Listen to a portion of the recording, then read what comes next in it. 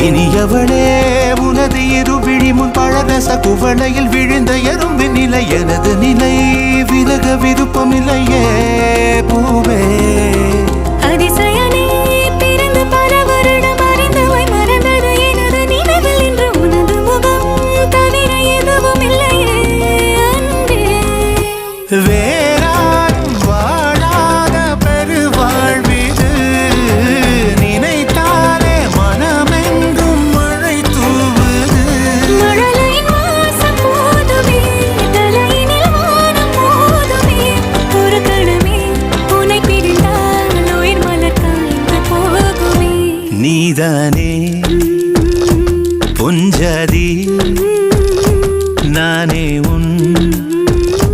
சரிபாதி நீதானே பொஞ்சாதி